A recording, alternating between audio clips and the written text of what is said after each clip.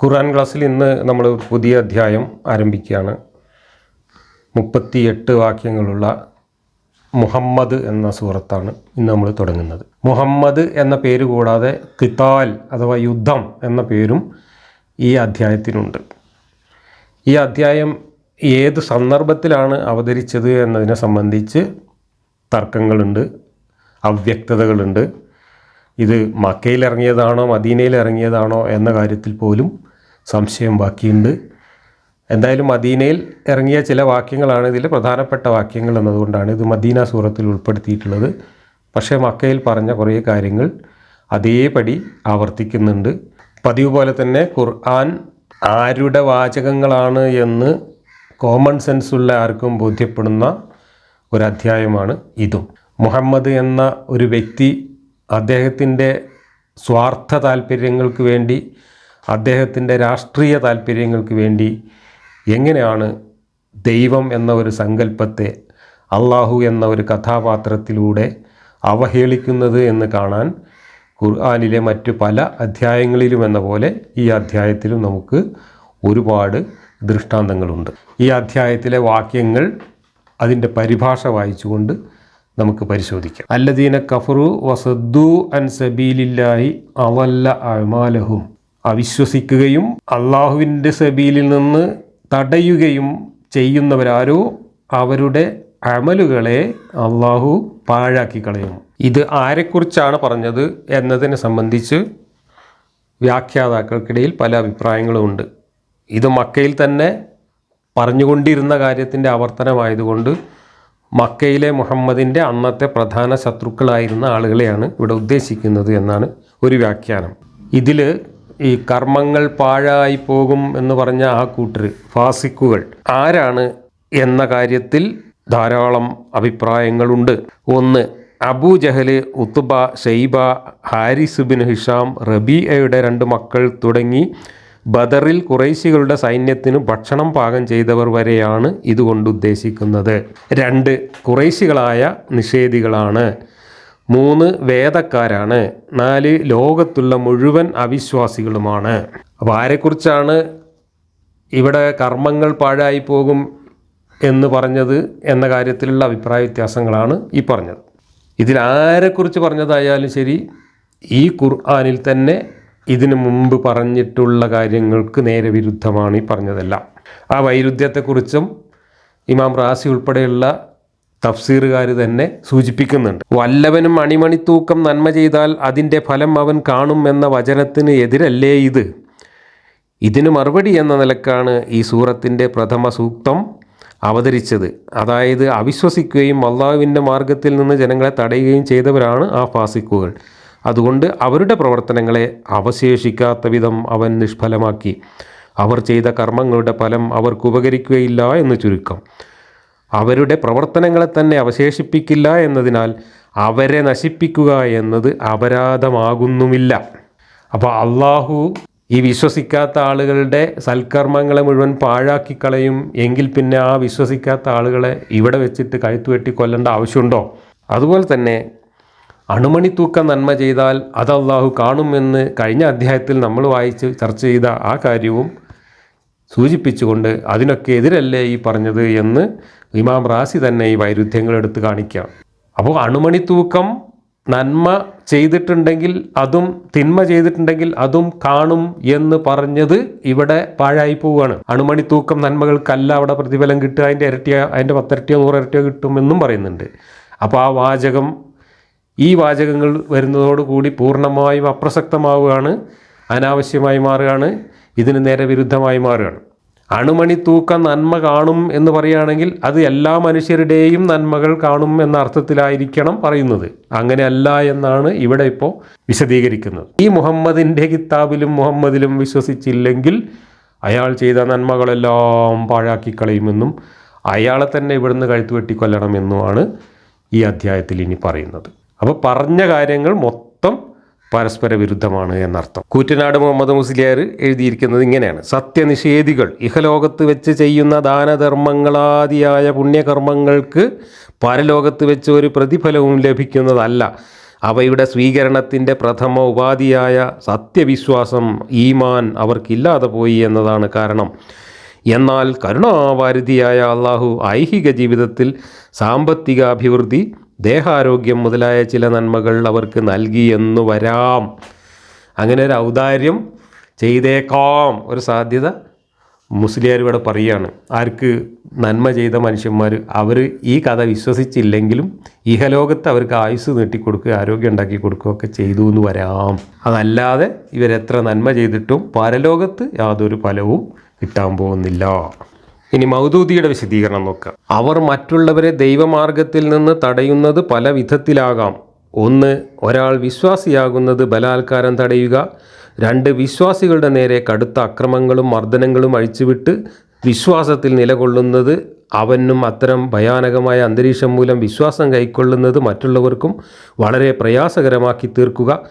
3. മതത്തിനും മതവിശ്വാസികൾക്കുമെതിരെ പല രീതിയിൽ ആളുകളെ ഇളക്കി വിടുകയും അവരിൽ മതത്തെക്കുറിച്ച് തെറ്റായ നിഗമനങ്ങളിലേക്ക് നയിക്കുന്ന സന്ദേഹങ്ങൾ ഉണർത്തുകയും ചെയ്യുക. ഇതിനു പുറമെ അവിശ്വാസികൾ തങ്ങളുടെ മക്കളെ അവിശ്വാസത്തിൻ്റെ സംസ്കാരത്തിൽ വളർത്തുകയും അങ്ങനെ ഭാവി തലമുറകൾക്ക് അവരുടെ പൂർവിക മതം വെടിഞ്ഞ് ഇസ്ലാം സ്വീകരിക്കുക ദുഷ്കരമാക്കുകയും ചെയ്യുന്നുവെന്ന നിലക്കും ഓരോ അവിശ്വാസിയും ദൈവിക മാർഗം വിലക്കുന്നവനാകുന്നു. ഈ രീതിയിൽ ഓരോ അവിശ്വാസി സമൂഹവും ദൈവിക മാർഗത്തിലെ പാറക്കെട്ടുകളാണ്. വിദ്യാഭ്യാസ ശിക്ഷണങ്ങളിലൂടെ, സാമൂഹിക ഘടനയിലൂടെ, ആചാര സമ്പ്രദായങ്ങളിലൂടെ, പക്ഷപാതിത്വങ്ങളിലൂടെ എല്ലാം അവർ സത്യദീനിൻ്റെ പ്രചാരണത്തിനു മുമ്പിൽ കടുത്ത വിലങ്ങുതടികൾ സൃഷ്ടിക്കുന്നു. ഇവിടെ മക്കയിലുണ്ടായിരുന്ന കുറച്ച് ആൾക്കാരുടെ പേരാണ് ഇപ്പോൾ ഇമാം റാസി ഉദ്ധരിച്ചത്. പക്ഷേ മക്കയിൽ ഈ ഉദ്ധരിച്ചവർ മാത്രമല്ല മുഹമ്മദിൻ്റെ പ്രധാന ശത്രുക്കളായിട്ട് ഉണ്ടായിരുന്നത്. അതിനേക്കാളൊക്കെ വലിയ ശത്രുക്കൾ വേറെ ഉണ്ടായിരുന്നു. വലീദ് ബിൻ മുഗീർ ഉണ്ടായിരുന്നു, ആസ് ബിൻ വായിൽ ഉണ്ടായിരുന്നു, അവരുടെ രണ്ടുപേരുടെ മക്കളുണ്ടായിരുന്നു, അബൂ സുഫിയാൻ ഉണ്ടായിരുന്നു, അബൂ സുഫിയാൻ്റെ മക്കളുണ്ടായിരുന്നു. ഇവരൊക്കെയാണ് മുഹമ്മദിൻ്റെ ഏറ്റവും വലിയ ശത്രുക്കളായിട്ടുണ്ടായിരുന്നത്. മുഹമ്മദ് മക്കയിലായിരുന്നപ്പോൾ മാത്രമല്ല അവരുടെ ശത്രുത ഉണ്ടായിരുന്നത്. പിന്നീട് നടന്ന ബദർ യുദ്ധത്തിലും ഉഹുദ് യുദ്ധത്തിലുമൊക്കെ മുഹമ്മദിനെതിരായിട്ട് പട നയിച്ചവരാണ് ഈ പറഞ്ഞ ആളുകളൊക്കെ. പക്ഷേ ഇവരൊക്കെ പിന്നീട് വർഷങ്ങൾ കഴിഞ്ഞ് മുഹമ്മദ് ആ പ്രദേശം മുഴുവൻ കീഴടക്കി, മക്കയും കീഴടക്കി സമയത്ത്, ഏതാണ്ട് മക്ക കീഴടക്കും എന്ന് ഉറപ്പായ സമയത്ത് ഇവരിൽ ചിലർ മുഹമ്മദിൻ്റെ കൂടെ കൂടി. മക്ക കീഴടക്കിയതിന് ശേഷം നിവൃത്തിയില്ലാതെ അബൂ സുഫിയാനും അദ്ദേഹത്തിൻ്റെ മക്കളുമൊക്കെ മുഹമ്മദിൻ്റെ കൂടെ കൂടി. അവരെ ഒന്നും പേര് ഇവിടെ പറഞ്ഞിട്ടില്ല. കാരണം അവരുടെയൊക്കെ പേര് പറഞ്ഞു കഴിഞ്ഞാൽ അള്ളാഹുവിൻ്റെ ഈ വചനങ്ങൾ പാഴായി പോകും. കാരണം അവരെയും പിടിച്ച് നരകത്തിലിടേണ്ടി വരും അള്ളാഹുവിന്. അവരുടെ സൽക്കർമ്മങ്ങളും ഒക്കെ പാഴായി പോകും. എന്നാൽ ഇവിടെ ഇസ്ലാം സ്വീകരിച്ചിട്ടില്ലാത്ത പഴയ കാലത്തെ ഏതാനും ശത്രുക്കളെ മുഹമ്മദ് തന്നെ പിന്നീട് കൊന്ന ഏതാനും പേരെയാണ് ഇവിടെ ശത്രുക്കളായിട്ട് ഉദ്ധരിക്കുന്നത്. അവരെ ഉദ്ദേശിച്ചാണ്, അവരുടെ സൽക്കർമ്മങ്ങളാണ് അള്ളാഹു പാഴാക്കി കളയുക എന്നാണ് വ്യാഖ്യാനം. ഇനി ഈ പറഞ്ഞവരൊക്കെ മുഹമ്മദ് 13 കൊല്ലം ഈ ഖുർആനിൽ തന്നെ ഇവരെക്കുറിച്ച് പറഞ്ഞുകൊണ്ടിരുന്നത് എന്താണ്? അവരെ എല്ലാവരെയും ഇസ്ലാമിൽ നിന്ന് തടയുന്നവരാക്കി മാറ്റിയത്, അവിശ്വാസികളാക്കി മാറ്റിയത് അള്ളാഹു തന്നെയാണ് എന്നാണ്. അവരെ അള്ളാഹു അതിനുവേണ്ടി നിയോഗിച്ചതാണ് എന്ന് വരെ ഈ ഖുർആനിൽ പറഞ്ഞിട്ടുണ്ട്. മുഹമ്മദിനെതിരായിട്ട് ശത്രുക്കളായി ആ നാട്ടിലെ പ്രമാണിമാരെ നിയമിച്ചത് അള്ളാഹുവാണ് എന്നും അവരെ അതിനു വേണ്ടി പ്രേരിപ്പിച്ചത് അള്ളാഹുവാണ് എന്നും അവരുടെ ഹൃദയങ്ങൾക്ക് മൂടി വെച്ചുകൊണ്ട് അങ്ങോട്ട് ഈമാൻ കടക്കാതിരിക്കാൻ വേണ്ട പണി ഏർപ്പാടെല്ലാം ചെയ്തത് അള്ളാഹുവാണെന്നും പച്ചയായി തന്നെ അവരെ മുഴുവൻ അള്ളാഹു തന്നെയാണ് വഴിപഴപ്പിച്ചത് എന്നും ഇതേ ഖുർആനിൽ പറയുന്നുണ്ട്. അപ്പോൾ അള്ളാഹുവിൻ്റെ മാർഗത്തിൽ നിന്ന് ആളുകളെ തടയുന്നത് ആരാണ്? അള്ളാഹു തന്നെയാണ്. ആ തടയുന്ന ആളുകളുടെ സൽക്കർമ്മങ്ങളൊക്കെ പാഴായി പോകുമെന്ന് പറഞ്ഞാൽ ആരുടെ സൽക്കർമ്മം കൂടെ പാഴാവും? അള്ളാഹുവിൻ്റെ സൽക്കർമ്മങ്ങളും കൂടെ പാഴായി പോകും. അള്ളാഹു സൽക്കർമ്മമൊന്നും ചെയ്തിട്ടില്ല. കാരണം അള്ളാഹു ചെയ്യുന്നതെല്ലാം ഈ മാതിരി കുത്തിത്തിരിപ്പിൻ്റെ പണിയാണ്. അവിടെ എവിടെ സൽക്കർമ്മം, എവിടെ നന്മ, എവിടെ നീതി? ഇനി എങ്ങനെയൊക്കെയാണ് അള്ളാഹു ഈ സൽക്കർമ്മങ്ങൾ പാഴാക്കുക? അതിനെക്കുറിച്ച് റാസി ഒരുപാട് എഴുതി കൂട്ടിയിട്ടുണ്ട്. പാഴാക്കൽ എന്ന പദത്തിന് ഒരുപാട് അഭിപ്രായങ്ങളുണ്ട്. ഒന്ന്, കർമ്മത്തെ റദ്ദ് ചെയ്യൽ ആണ് അതുകൊണ്ട് ഉദ്ദേശ്യം. കർമ്മത്തെ വീണ്ടെടുക്കാൻ കഴിയാത്ത രീതിയിൽ പാഴാക്കി കളയുക. നിലവിലുള്ള ഒന്നിനെ മാത്രമേ അന്വേഷകൻ അന്വേഷിക്കുകയുള്ളൂ. കണ്ടെത്താൻ കഴിയാത്തത് ഇല്ലാത്തതിൻ്റെ സ്ഥാനത്താണ്. നിലവിലുള്ളതായ ഒരു സൽപ്രവർത്തനത്തെ എങ്ങനെയാണ് അള്ളാഹു കണ്ടെത്താൻ കഴിയാത്ത വിധം ഇല്ലായ്മ ചെയ്യുക? അത് പല രീതിയിലുമാകാം. ഒന്ന്, അവരുടെ നന്മകളും തിന്മകളും തുലനം ചെയ്ത് നന്മകളെ കിഴിക്കുക, അങ്ങനെ തനി തിന്മകൾ മാത്രം അവശേഷിക്കുക. 2, സൽപ്രവർത്തനം സ്വീകാര്യമാകാൻ സത്യവിശ്വാസം നിബന്ധനയാണ്. വിശ്വാസിയായി ആരെങ്കിലും സൽക്കർമ്മം ചെയ്താൽ ഗാഫിർ 4 എന്ന സൂക്തം ഇതിന് ബലം നൽകുന്നു. അള്ളാഹു സൽക്കർമ്മം സ്വീകരിച്ചില്ലെങ്കിൽ അതിന് നിലനിൽപ്പുണ്ടാവില്ല. കാരണം കർമ്മങ്ങൾക്ക് സ്വന്തം നിലക്ക് നിലനിൽപ്പില്ല എന്ന് മാത്രമല്ല, അള്ളാഹു അവൻ്റെ ഔദാര്യം കൊണ്ട് ഈ വ്യക്തി ഇന്ന സൽക്കർമ്മം ചെയ്തു, അവൻ അതിൻ്റെ പ്രതിഫലം എൻ്റെ അടുക്കലുണ്ട് എന്ന് രേഖപ്പെടുത്തിയില്ലെങ്കിൽ കർമ്മം ചെയ്ത അതേ സമയം തന്നെ അത് നഷ്ടപ്പെടും. 3, അവിശ്വാസി അള്ളാഹുവിൻ്റെ പ്രീതിക്ക് വേണ്ടി അല്ല കർമ്മം ചെയ്തത് എന്നതാണ് അവൻ്റെ കർമ്മം നിഷ്ഫലമാകാൻ കാരണം. അപ്പോൾ ഒരു മനുഷ്യൻ തൻ്റെ സഹജീവിയായ മനുഷ്യർക്ക് എന്തെങ്കിലും നന്മ ഉണ്ടാവട്ടെ, ഗുണമുണ്ടാവട്ടെ എന്ന് കരുതി ഒരു നന്മ ചെയ്താൽ ആ നന്മയൊന്നും അള്ളാഹുവിൻ്റെ അക്കൗണ്ടിൽ വരൂല. അള്ളാഹുവിൻ്റെ കൂലി കിട്ടണം എന്ന് ആഗ്രഹിച്ചുകൊണ്ട് അള്ളാഹുവിനെ സന്തോഷിപ്പിക്കാൻ വേണ്ടി ചെയ്യുന്ന കാര്യങ്ങൾ മാത്രമേ അള്ളാഹു നന്മയുടെ പട്ടികയിൽ അക്കൗണ്ടിൽ എഴുതി വെക്കുള്ളൂ എന്ന്. അവൻ അവിശ്വാസിയാവുകയും കല്ലുകൾക്കും മരത്തടികൾക്കും സുജൂദ് റുക്കുവും ചെയ്യുന്നതിലൂടെ അവൻ്റെ ആത്മാവിൻ്റെ പരിശുദ്ധി നഷ്ടപ്പെടുത്തുകയും ചെയ്യുന്നു. അതുകാരണം അവൻ്റെ കർമ്മം അവശേഷിക്കയില്ല. അവഗണിക്കുക, ഉപേക്ഷിക്കുക എന്നതും ഇളുലാൽ കൊണ്ട് അർത്ഥമാവാം. ഒരാൾ തൻ്റെ ഒട്ടകത്തെ സ്വതന്ത്രമായി വിടുകയും തന്മൂലം അത് നഷ്ടമാവുകയും ചെയ്താൽ അവൻ തൻ്റെ ഒട്ടകത്തെ പാഴാക്കി എന്ന് പറയുന്ന പോലെ അവിശ്വാസികളുടെ അവസ്ഥകളെ വ്യക്തമാക്കിയതിന് ശേഷം വിശ്വാസികളുടെ അവസ്ഥയിലേക്ക് കടക്കുകയാണ് 2-ാം സൂക്തത്തിലൂടെ. ഇനി 2-ാമത്തെ വാക്യം, വിശ്വസിക്കുകയും സൽക്കർമ്മങ്ങൾ പ്രവർത്തിക്കുകയും മുഹമ്മദിനെ അവതരിപ്പിച്ചത് അവരുടെ രക്ഷിതാവിൽ നിന്നുള്ള സത്യം തന്നെയാണ് എന്ന് വിശ്വസിക്കുകയും ചെയ്തവരുടെ തിന്മകൾ അള്ളാഹു മായ്ച്ചു കളയും, അവരുടെ അവസ്ഥ നന്നാക്കുകയും ചെയ്യും. വിശ്വസിക്കുകയും ആ വിശ്വാസമനുസരിച്ച് പ്രവർത്തിക്കുകയും ഈ മുഹമ്മദ് പറയുന്ന ബഡായികളൊക്കെ അള്ളാഹുവിൽ നിന്ന് അവതരിച്ച് കിട്ടിയതാണ് എന്ന മണ്ടത്തരം കൂടി വിശ്വസിക്കുകയും ചെയ്താൽ അങ്ങനെയുള്ള മണ്ടന്മാർ ജീവിതത്തിൽ ചെയ്ത പാപങ്ങളും തിന്മകളും ഒക്കെ അള്ളാഹു മായ്ച്ചു കളയും. അപ്പോൾ അള്ളാഹുവിന് ഈ മായ്ക്കണ പണിയാണ്. നന്മ മായ്ച്ചു കളയുക, തിന്മ മായ്ച്ചു കളയുക, ഇതാണ് അള്ളാഹുവിൻ്റെ പണി. എന്താണ് മാനദണ്ഡം? അള്ളാഹുവിൽ വിശ്വസിക്കണം, മുഹമ്മദിൽ വിശ്വസിക്കണം. മുഹമ്മദ് കൊണ്ടുവന്ന ബഡായികളൊക്കെ അള്ളാഹുവിൻ്റെ ബഡായികളാണ് എന്ന് വിശ്വസിക്കണം. അത് വിശ്വസിച്ചാൽ തിന്മകളൊക്കെ മായ്ച്ചിട്ട് സ്വർഗത്തേക്ക് കൊണ്ടുപോകും. അത് വിശ്വസിച്ചില്ലെങ്കിൽ നന്മകളെല്ലാം മായ്ച്ചിട്ട് നരകത്തേക്കും കൊണ്ടുപോകും. ഇതാണ് ഈ പറയുന്നത്. അപ്പോൾ എന്താണ് അള്ളാഹുവിൻ്റെ നന്മതിന്മകളുടെ മാനദണ്ഡം? അന്ധവിശ്വാസം മാത്രം. അന്ധവിശ്വാസിയാണോ സ്വർഗത്തിലെത്തി, അന്ധവിശ്വാസം ഇല്ലേ നരകത്തിലെത്തി. ഇത്രയേ ഉള്ളൂ. വേറെ നന്മയ്ക്കും തിന്മയ്ക്കും അണുമണി തൂക്കത്തിനും തുലാസിനും ഒന്നും അവിടെ യാതൊരു പ്രസക്തിയുമില്ല. ഇതൊരു പടച്ചോൻ പറഞ്ഞതാണെങ്കിൽ ആ പടച്ചോൻ എത്രമാത്രം വൃത്തികെട്ടവനാണ്, എത്ര സ്വാർത്ഥനാണ്, എത്ര അല്പനാണ് എന്നാലോചിക്കും. താൻ ഈ മനുഷ്യരെന്ന് പറയുന്ന ജീവികളെ ഇവിടെ സൃഷ്ടിച്ചു വിട്ടിട്ടുള്ളത് ആ മനുഷ്യരിവിടെ നല്ല മനുഷ്യരായിട്ട് നല്ല കാര്യങ്ങൾ ചെയ്തുകൊണ്ട് ജീവിച്ച് സന്തോഷത്തോടു കൂടി ജീവിക്കാൻ വേണ്ടിയേ അല്ല, മറിച്ച് അവരൊരു നന്മയും ചെയ്യണമെന്നില്ല. അവരൊരു തിന്മ ചെയ്താലും കുഴപ്പമില്ല, അവരെത്ര തിന്മ ചെയ്താലും കുഴപ്പമില്ല. ഒളിച്ചിരിക്കുന്ന ഇയാളാണ് ഈ കിതാബ് കൊടുത്തയച്ചത് എന്ന ഒരു മരമണ്ടത്തരം വിശ്വസിക്കുക എന്ന ഒരൊറ്റ ഉപാധി മാത്രമേ ഇയാൾക്കുള്ളൂ. ഇതുതന്നെയാണ് ഈ പുസ്തകം മണ്ടത്തരമാണ് എന്നതിൻ്റെ ഏറ്റവും വലിയ തെളിവ്. ഇതിലും വലിയൊരു തെളിവൊന്നും ആവശ്യമില്ല. ഇതൊന്നും വെളിവും വിവേകവുമുള്ള ഒരു മനുഷ്യൻ പോലും പറയുന്നതല്ല ഇത്തരം കാര്യങ്ങൾ.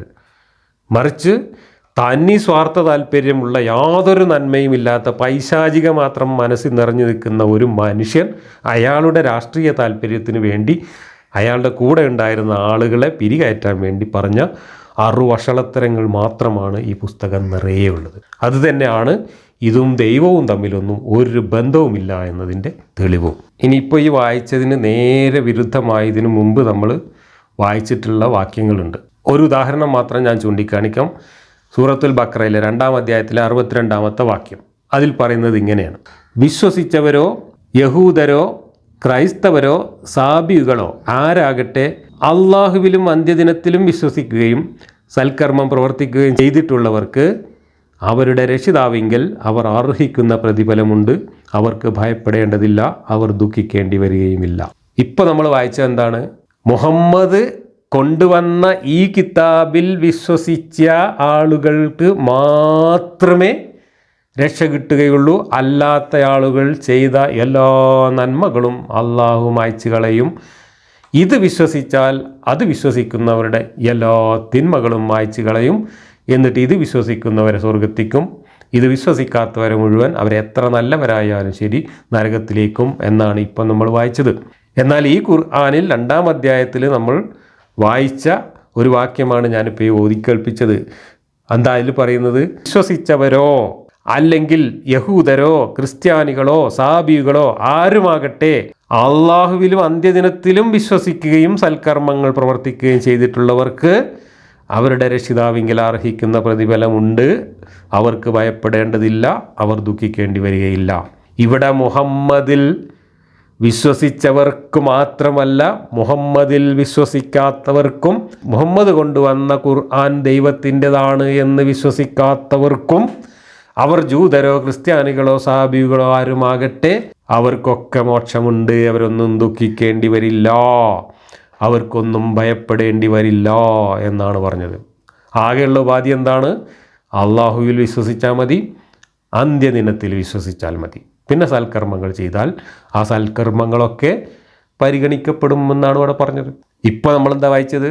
മുഹമ്മദ് കൊണ്ടുവന്ന കിതാബിൽ വിശ്വസിക്കാത്തവരുടെ സൽക്കർമ്മങ്ങളൊക്കെ അള്ളാഹു മായ്ച്ചു കളയും.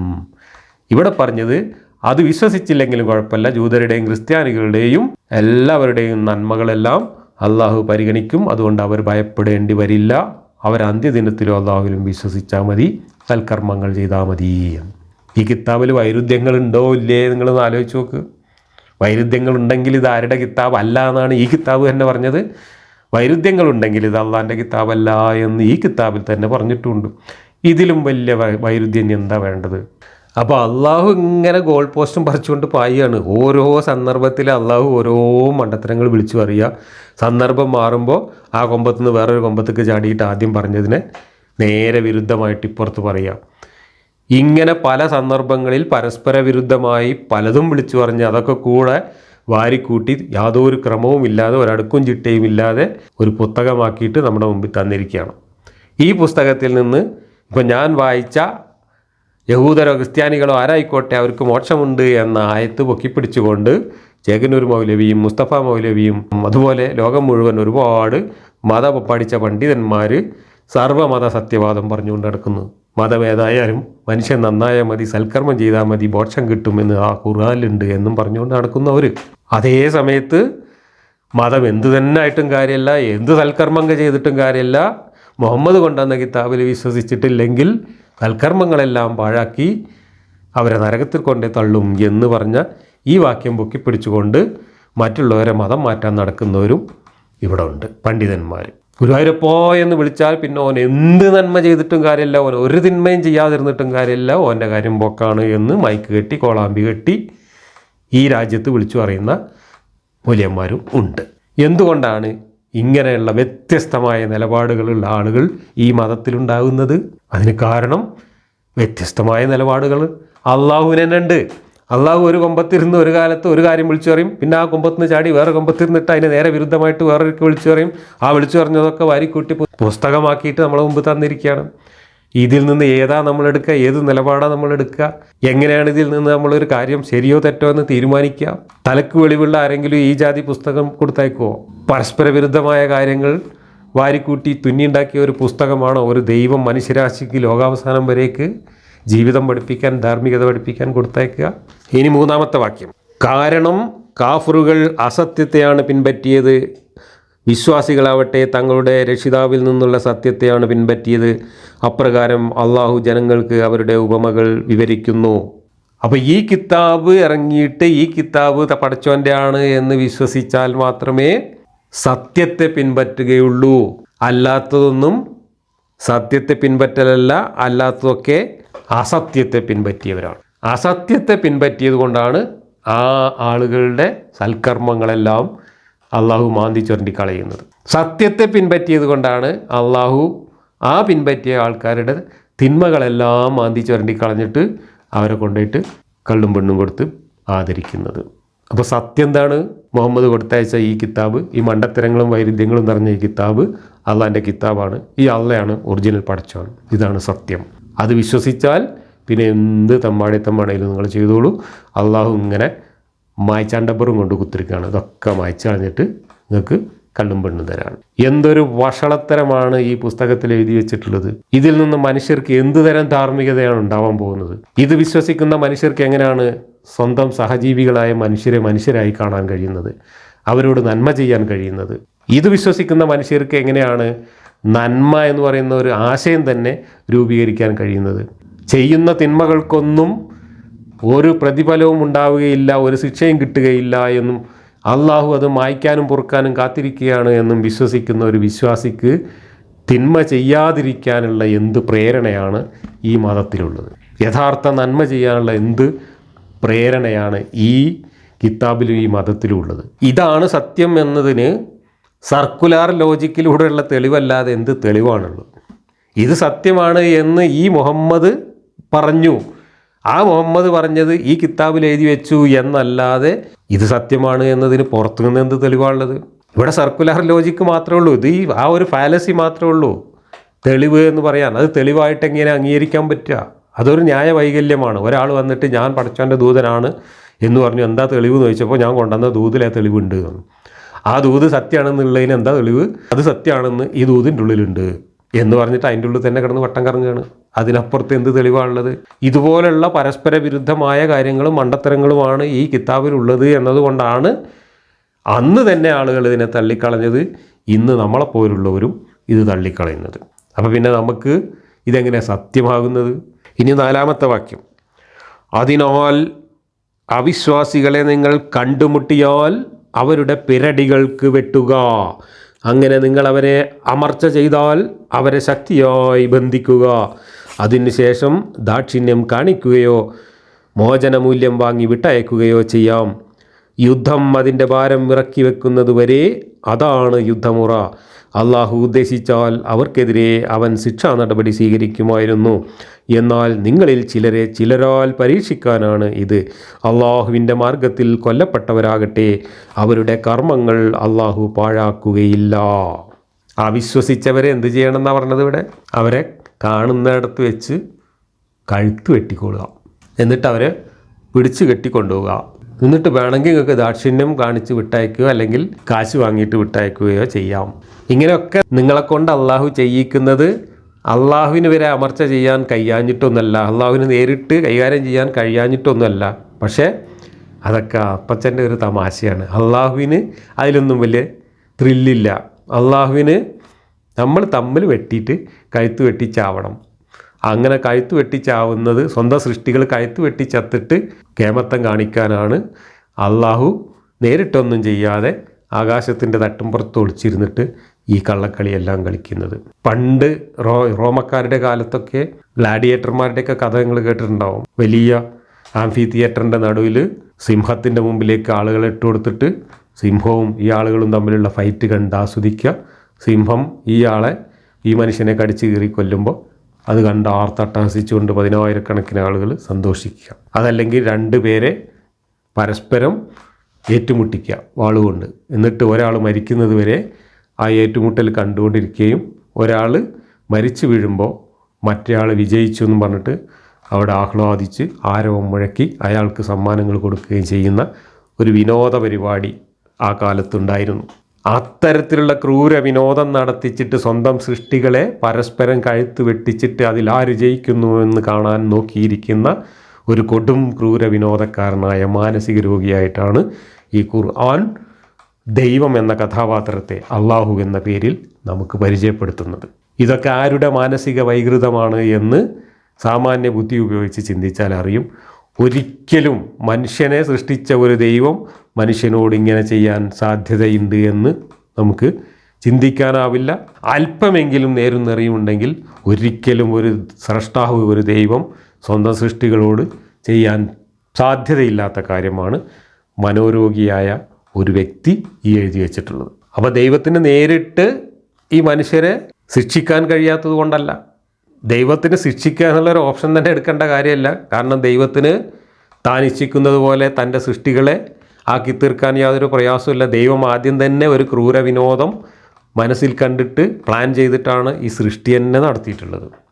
ആദ്യം തന്നെ ദൈവം ഭൂമി ഉണ്ടാക്കുന്നതിന് മുമ്പ് നരകം ഉണ്ടാക്കി വെച്ചിട്ട് ആ നരകത്തിനോട് നിൻ്റെ വയറ് നിറച്ച് തരാം എന്ന് വാഗ്ദാനം ചെയ്തിട്ട് ഇങ്ങോട്ട് വന്നിട്ട് മനുഷ്യരെ തമ്മിൽ തല്ലിക്കുകയാണ്. വിശ്വസിക്കാനും വിശ്വസിക്കാതിരിക്കാനും വേണ്ട ഏർപ്പാടൊക്കെ അള്ളാഹു എന്ന് പറയുന്ന ഈ ദൈവം നേരിട്ട് ചെയ്തിരിക്കുകയാണ്.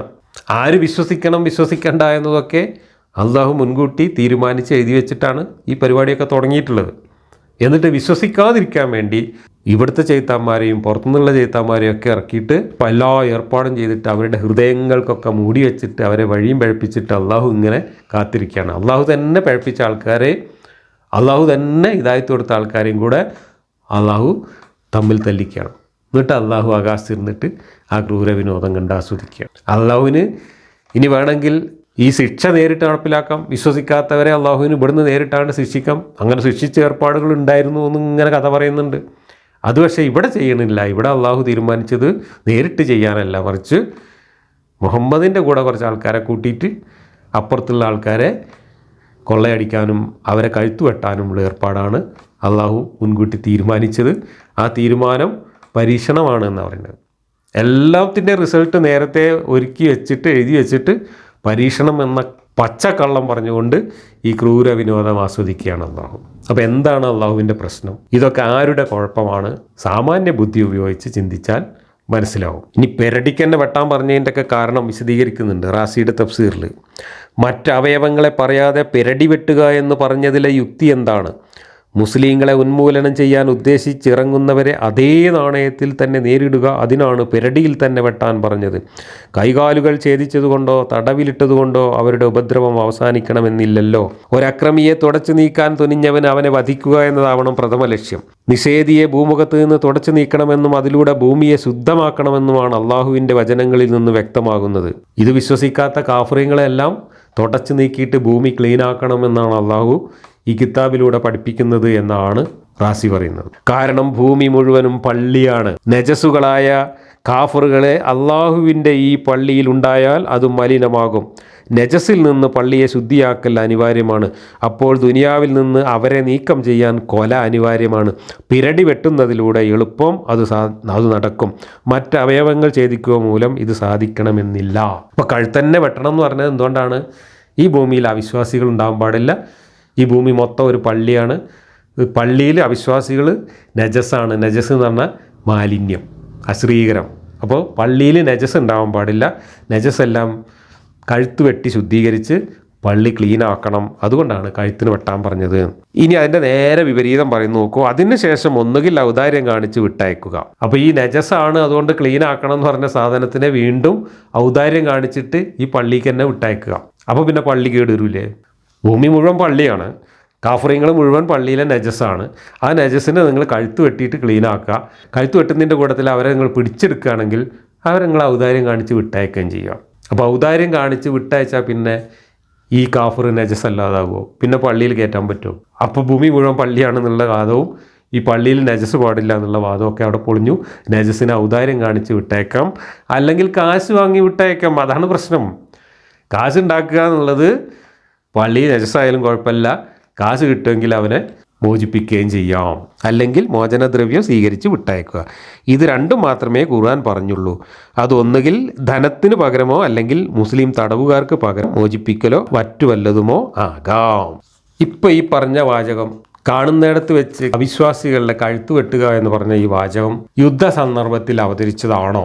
ആണെങ്കിൽ ഏത് യുദ്ധത്തിൻ്റെ സന്ദർഭത്തിലാണ് ഇത് അവതരിച്ചത്? ഈ വക കാര്യങ്ങളിലൊന്നും ഈ ഖുർആൻ പഠിച്ച ഇതിൻ്റെ വ്യാഖ്യാതാക്കൾക്ക് ഒരെത്തും പിടിയുമില്ല. ചിലർ പറയുന്നത് ഇത് ബദർ യുദ്ധത്തിൻ്റെ മുമ്പ് അവതരിച്ചതാണ്, ചിലർ പറയുന്നത് ഇത് ബദർ യുദ്ധത്തിൻ്റെ സമയത്ത് അവതരിച്ചതാണ്, വേറെ ചിലർ പറയുന്നത് ബദർ യുദ്ധം കഴിഞ്ഞിട്ട് അവതരിച്ചതാണ്. ഇത് ഏത് യുദ്ധത്തിൻ്റെ സന്ദർഭത്തിലാണ് എന്ന് ആർക്കും അറിയില്ല. ഏതെങ്കിലും യുദ്ധത്തിൻ്റെ സമയത്ത് പറഞ്ഞതാണോ എന്നും അറിയില്ല. പക്ഷേ ഇതിൻ്റെ വാക്യഘടനയൊക്കെ കൂടെ വായിച്ചു കഴിഞ്ഞാൽ ഒരു യുദ്ധം നടക്കുന്ന സമയത്ത് പറഞ്ഞതുപോലെ നമുക്ക് തോന്നും. കാരണം അപ്പോഴാണല്ലോ കാണുന്നിടത്ത് വെച്ചിട്ട് കഴുത്തിന് വെട്ടലൊക്കെ നടക്കുക. പിന്നെ ബന്ധനസ്ഥരാക്കലും മോചിപ്പിക്കലും ഒക്കെ യുദ്ധത്തിലുള്ള സംഭവങ്ങളാണ്. അപ്പോൾ യുദ്ധത്തിൻ്റെ സന്ദർഭത്തിൽ പറഞ്ഞതാണ് എന്നാണ് മനസ്സിലാവുന്നത്. പക്ഷേ ഏത് യുദ്ധത്തിൽ, ഏത് സാഹചര്യത്തിൽ എന്നൊന്നും ഒരു പിടിപാടുമില്ല. വാഹിദിയുടെ അസ്ബാബുൻ നുസൂലിൽ ഒരു വാക്യത്തിന് പോലും തഫ്സീർ കൊടുത്തിട്ടില്ല. ഒന്നിൻ്റെയും സബബുൻ നുസൂല് മൂപ്പർക്ക് കിട്ടിയിട്ടില്ല എന്നർത്ഥം. ഒരു തഫ്സീറുകാരും ഇതിൻ്റെ ശരിയായ അവതരണ സന്ദർഭം ഏതാണ് എന്ന് പറയുന്നുമില്ല. ബദർ യുദ്ധത്തിൽ ഏതാണ്ട് ഇതുപോലെയൊക്കെ പറഞ്ഞിരുന്നു. അതിൻ്റെ തന്നെ ആവർത്തനമോ അല്ലെങ്കിൽ അതിൻ്റെ തന്നെ വ്യത്യസ്ത കോപ്പികൾ ഡബിൾ എൻട്രി ആയി വന്നതോ ഒക്കെ ആവാം എന്നും കരുതാം. ഇനി മൗദൂദി ഈ സൂറത്ത് അവതരിച്ചതിനെക്കുറിച്ച് പറയുന്നത് നോക്കുക. ഈ സൂറത്ത് അവതരിച്ചത് സൂറത്തുൽ ഹജ്ജിലെ 39-ാം സൂക്തത്തിലും അൽ ബക്കറയിലെ 190 സൂക്തത്തിലും യുദ്ധകൽപ്പന വന്ന കാലത്തു തന്നെയാണെന്നും അന്ന് കപടവിശ്വാസികളും ദുർബല വിശ്വാസികളും യുദ്ധഭീതിയിൽ തങ്ങളെ മരണം വന്ന് മൂടിയാലെന്ന വണ്ണം വിഹ്വലരായിരുന്നുവെന്നും ഇനി വരുന്ന 20 സൂക്തം സാക്ഷ്യപ്പെടുത്തുന്നുണ്ട്. കൂടാതെ ഈ സൂക്തം ബദർ യുദ്ധത്തിന് മുമ്പ് അവതരിച്ചതാണെന്ന് അൽ അൻഫാലിലെ 67-69 സൂക്തങ്ങളും സാക്ഷ്യപ്പെടുത്തുന്നു.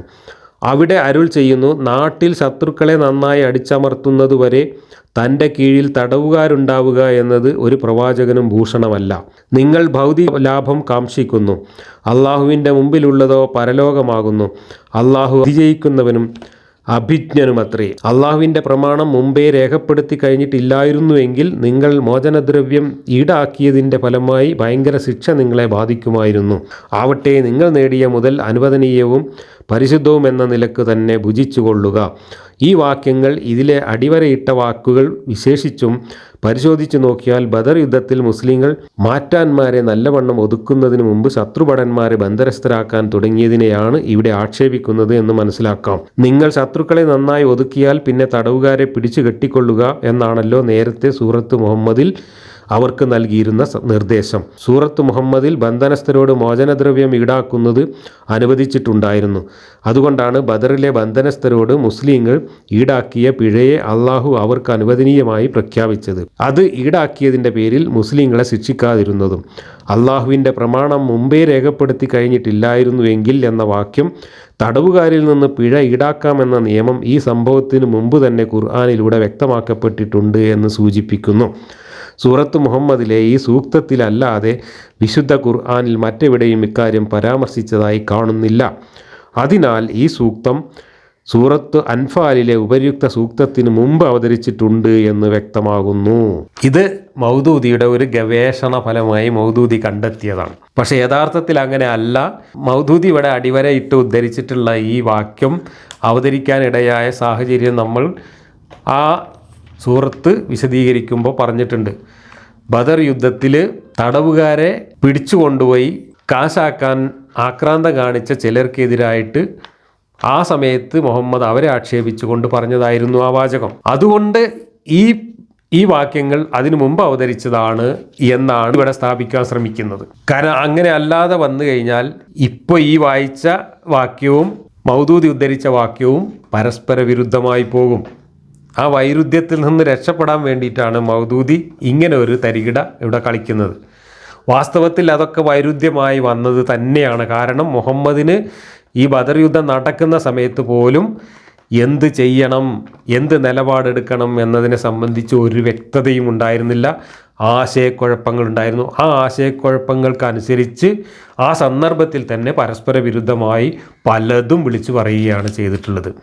അതിനെയാണ് വളച്ചൊടിക്കാൻ മൗദൂദി ശ്രമിക്കുന്നത്. ഇനി മൗദൂദി പറഞ്ഞതിന് നേരെ വിരുദ്ധമായിട്ടാണ് അമാനി മൗലവി പറയുന്നത്. അമാനി മൗലവിയുടെ തഫ്സീറിൽ നിന്ന്, ശത്രുവിന് ബലക്ഷയം വന്നു കഴിഞ്ഞാൽ പിന്നെ കയ്യിൽ കിട്ടിയവരെ പിടിച്ച് ബന്ധനത്തിലാക്കുകയാണ് വേണ്ടത്. ബന്ധനത്തിൽ നിന്ന് ഉപായത്തിലോ മറ്റോ രക്ഷപ്പെടാൻ സാധിക്കാത്ത വിധം അത് കർശനമായ രൂപത്തിലായിരിക്കേണ്ടതുമാണ്. എന്നാൽ ശത്രുക്കളിൽ കൊലമുഖേന ദൗർബല്യം നേരിടുന്നതിന് മുമ്പ് അവരെ ചിറപിടിച്ച് ബന്ധനത്തിലാക്കുന്ന നയം പാടില്ലാത്തതാകുന്നു. ബദർ യുദ്ധത്തിൽ വെച്ച് ശത്രുക്കളിൽ പലരെയും ബന്ധനത്തിലാക്കുകയും മോചനമൂല്യം വാങ്ങി വിട്ടയക്കുകയും ചെയ്തതിനെപ്പറ്റി സൂറത്ത് അൻഫാൽ 67-68 അള്ളാഹു ആക്ഷേപിച്ചുകൊണ്ട് ഇങ്ങനെ പറഞ്ഞിരിക്കുന്നു: ഭൂമിയിൽ ശത്രുക്കളെ നിർദ്ദയം പരാജയപ്പെടുത്തുന്നതുവരെ ഒരു പ്രവാചകനും തന്നെ കുറേ ബന്ധനസ്ഥർ ഉണ്ടായിരിക്കുവാൻ പാടില്ല. നിങ്ങൾ ഐഹിക വിഭവം ഉദ്ദേശിക്കുന്നു, അള്ളാഹു പരലോകത്തെയും ഉദ്ദേശിക്കുന്നു. അള്ളാഹു പ്രതാപശാലിയും യുക്തിമാനുമാകുന്നു. അള്ളാഹുവിങ്കിൽ നിന്നുള്ള ഒരു നിശ്ചയം മുമ്പ് കഴിഞ്ഞിട്ടില്ലായിരുന്നു എങ്കിൽ നിങ്ങൾ മേടിച്ചതിൻ്റെ കാര്യത്തിൽ നിങ്ങൾക്ക് വമ്പിച്ച ശിക്ഷ ബാധിക്കുമായിരുന്നു. 8:67-68 ഇബ്നു കസീർ പ്രസ്താവിച്ചതുപോലെ സൂറത്തു അൻഫാലിലെ ഈ വചനമാണ് ആദ്യം അവതരിച്ചിട്ടുള്ളത് എന്നാണ് മനസ്സിലാകുന്നത്. അങ്ങനെ ആവുമ്പോൾ ബദർ യുദ്ധവും കഴിഞ്ഞ് പിന്നെയാണ് ഇപ്പം നമ്മൾ വായിച്ച വാക്യങ്ങൾ അവതരിപ്പിച്ചിട്ടുള്ളത്. മൗദൂദി നേരത്തെ പറഞ്ഞത് ഈ വാക്യങ്ങളൊക്കെ വരുന്നതിന് മുമ്പ്, ബദർ യുദ്ധത്തിൻ്റെയും മുമ്പ് അവതരിപ്പിച്ചതാണെങ്കിലേ ഇത് രണ്ടും കൂടെ ടാലി ആവുകയുള്ളൂ എന്ന്. അപ്പോൾ ഈ ആയത്തുകളും ഈ സൂറത്തും ഏത് കാലത്ത് എവിടെ അവതരിപ്പിച്ചതാണ് എന്ന കാര്യത്തിൽ യാതൊരു വ്യക്തതയുമില്ല. അത് ബദർ യുദ്ധത്തിൽ അവതരിപ്പിച്ചതാണെങ്കിൽ ബദർ യുദ്ധത്തിൽ അവതരിപ്പിച്ച വാക്യങ്ങൾ തമ്മിൽ വളരെ പ്രകടമായ വൈരുദ്ധ്യങ്ങളുണ്ട്. ആ വൈരുദ്ധ്യങ്ങളിൽ നിന്ന് രക്ഷപ്പെടാനുള്ള സൂത്രപ്പണികളാണ് മൗദൂദിയും മറ്റുള്ളവരും ഈ മാതിരി ഉരുളൽ വ്യാഖ്യാനങ്ങളിലൂടെ ഒപ്പിച്ചെടുക്കാൻ നോക്കുന്നത്. ഇങ്ങനെ പെരടി വെട്ടാൻ പോകുമ്പോൾ പെരടിക്ക് ഇങ്ങോട്ട് വെട്ടുകൊണ്ട് മരിക്കുകയാണെങ്കിൽ അവർ ഷഹീദായ ആൾക്കാർക്ക് ഇമ്മിണി വലിയ സമ്മാനങ്ങളാണ്, പലതരത്തിലുള്ള ആനുകൂല്യങ്ങളാണ് അള്ളാഹു ഒരുക്കി വെച്ചിട്ടുള്ളത്. അള്ളാഹുവിൻ്റെ മാർഗത്തിൽ യുദ്ധം ചെയ്യാൻ പോയിട്ട് രക്തസാക്ഷിയായാൽ അവർക്ക് ഒരുപാട് സുഖസൗകര്യങ്ങൾക്ക് പുറമെ അവർക്ക് മറ്റൊരു പ്രധാന ആനുകൂല്യം കൂടി അള്ളാഹു ഒരുക്കി വെച്ചതായിട്ട് ഹദീസ് ഉദ്ധരിച്ചുകൊണ്ട് ഇബ്നു കസീർ പറയുന്നു. A martyr is allowed to intercede for 70 members of his household. ഒരു രക്തസാക്ഷിക്ക് അയാളുടെ കുടുംബത്തിലുള്ള 70 പേർക്ക് വേണ്ടിയിട്ട് റെക്കമെൻഡ് ചെയ്യാൻ പറ്റും. ഇപ്പോൾ എൻ്റെ കുടുംബത്തിൽ ഒരാൾ അള്ളാഹിൻ്റെ മാർഗത്തിൽ യുദ്ധം ചെയ്തിട്ട് ഷഹീദായിട്ടുണ്ടെങ്കിൽ അയാൾക്ക് 70 പേരെ സ്വർഗത്തിൽ കയറ്റാനുള്ള ചാൻസ് ഉണ്ട്. അപ്പോൾ അയാൾക്ക് എന്നോട് ലേശം ഇഷ്ടമുണ്ടെങ്കിൽ അയാൾ എന്നെ കൂടി ശുപാർശ ചെയ്തിട്ട് സ്വർഗത്തിലാക്കും. അത്രയും വലിയ അഴിമതി കാണിക്കാനുള്ള സൗകര്യം വരെ ആർക്ക് കൊടുത്തിട്ടുണ്ട്? യുദ്ധത്തിൽ ചത്തുവരുന്ന രക്തസാക്ഷികൾക്ക് അള്ളാഹു ഒരുക്കി വെച്ചിട്ടുണ്ട്. ഈ വാക്യങ്ങളൊക്കെ ആരുടെ കുൽസിത ബുദ്ധിയിൽ നിന്ന് എന്തിനു വേണ്ടി പുറത്തേക്കൊഴുകിയതാണ് എന്ന് ചിന്തിക്കാൻ സാമാന്യ ബുദ്ധി മാത്രം മതി. എന്തായാലും അള്ളാഹു എന്ന ഒരു ദൈവത്തിൻ്റെ ഈ ക്രൂര വിനോദം എത്രമാത്രം ഭീകരമായിരുന്നു എന്നതിന് ഇതൊക്കെ ഒരു സാമാന്യ വിശകലനത്തിന് വിധേയമാക്കിയാൽ മതി. അടുത്ത വാക്യം മുതൽ അടുത്ത ക്ലാസ്സിൽ പറയാം.